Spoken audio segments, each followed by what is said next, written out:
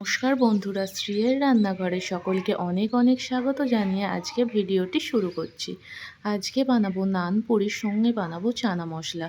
প্রথমেই নানপুরি বানানোর জন্য ময়দাটি মেখে নেব। এখানে আমি 1 কিলোগ্রাম ময়দা নিয়েছি, তাতে পরিমাণ মতো নুন আর চিনি দিয়ে ভালো করে ময়দাটি মিশিয়ে নেব। তারপরে দিয়ে দেব গুঁড়ো দুধ। 1 কিলো ময়দার জন্য এখানে আমি 100 গ্রাম গুঁড়ো দুধের ব্যবহার করেছি। নানপুরি সঠিকভাবে বানানোর জন্য এর পরিমাপটাও সঠিক জানা দরকার, তার জন্য মাপগুলো একেবারে বলে দিলাম।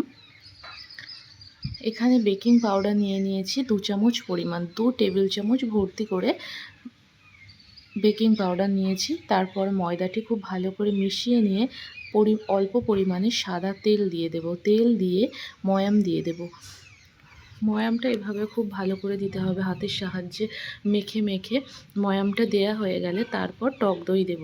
টক দই এখানে 1 কিলোগ্রাম ময়দার জন্য 500 গ্রাম টক দই ব্যবহার করেছি। টক দইটি জল ঝরিয়ে রাখিনি, জল সমেতই টক দইটি ময়দার মধ্যে মেখে নেব। এখানে আমি টক দই দিয়েই পুরো ময়দাটি মাখছি। অনেক সময় টক দই দিয়ে মাখার সময় একটু জল কম পড়ে, যদি এরকম মনে হয় তাহলে সামান্য উষ্ণ জল ব্যবহার করতে পারেন।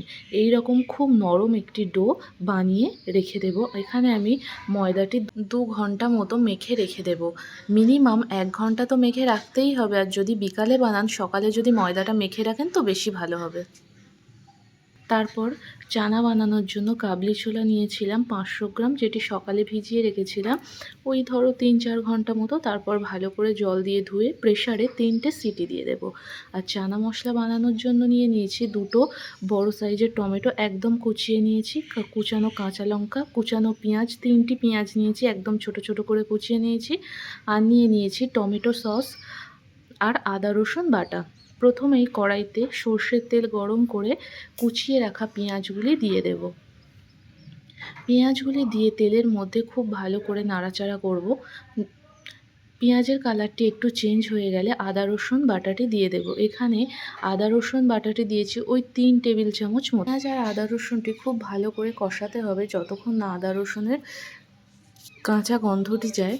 তারপর দিয়ে দেব কুচিয়ে রাখা কাঁচা লঙ্কা। আপনারা যেমন ঝাল খেতে পছন্দ করেন সেই পরিমাণে কাঁচা লঙ্কাটি ব্যবহার করবেন।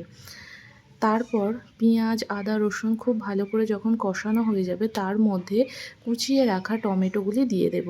টমেটোগুলি দেওয়ার পর বেশ কিছুটা সময় ধরে মশলাটি কষাতে হবে। এখানে টমেটোটি যাতে একেবারে গলে যায় আর তেলটা ছাড়তে শুরু করবে ততক্ষণ পর্যন্ত টমেটোটি কষাতে থাকবো। টমেটোটা একটু কষানো হয়ে গেলে তার মধ্যে পরিমাণ মতো দিয়ে দিচ্ছি নুন, হলুদের গুঁড়ো আর লঙ্কার গুঁড়ো। আগেই কাঁচা লঙ্কা দিয়েছি তাই এখানে ঝালের পরিমাণটা একটু কম দিচ্ছি। দিয়ে টমেটো থেকে যখন এভাবে তেল ছাড়তে শুরু করবে তখন টমেটো সসটি দিয়ে দেব। টমেটো সসটি দিয়ে আরও 2-3 মিনিট এভাবে কড়াইতে নাড়াচাড়া করতে থাকবো। তারপর দিয়ে দিলাম কাশ্মীরি লঙ্কার গুঁড়ো। চানা মশলা বানানোর সময় এই মশলাটি খুব ভালো করে কষাতে হবে। এই মশলাটি ভালোভাবে কষালেই টেস্টটা ভীষণ সুন্দর হয়। আর এদিকে যে চানাটা আমি সিদ্ধ বসিয়েছিলাম সেটি দেখুন 3টে সিটি দিয়েছি, এই রকম খুব সুন্দর সিদ্ধ হয়ে গেছে। কষানো মশলার মধ্যে চানাগুলি দিয়ে এভাবে 2-4 মিনিট একটু কষিয়ে নেব। মশলা তো অনেক রকমভাবেই আমরা বানিয়ে থাকি, তবে এইভাবে একবার বানিয়ে দেখতে পারেন। এইভাবে বানালে খেতে ভীষণ সুন্দর হয়।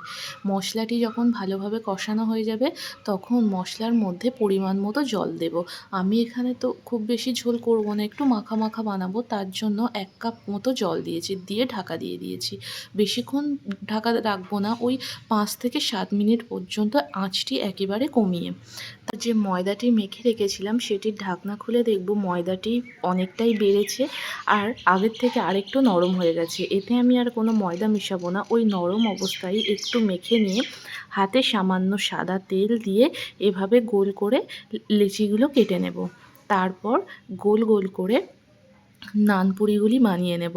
এখানে আমি একটু বড় সাইজের করে ডো কেটেছি, কারণ নানপুরিগুলো একটু মোটা মোটা বেলতে হবে, তার জন্য আমি একটু তেল নিয়ে এভাবে নানপুরিগুলি হাতের সাহায্যে বেলে নেব। এইভাবে যদি নানপুরি বানান এটি তো খেতে ভীষণ সুন্দর হয়। আর এটি আমি কোনো ইস্ট ব্যবহার করিনি, আপনারা দেখতেই পাচ্ছেন। এইভাবে একবার নানপুরি বানিয়ে দেখতে পারেন।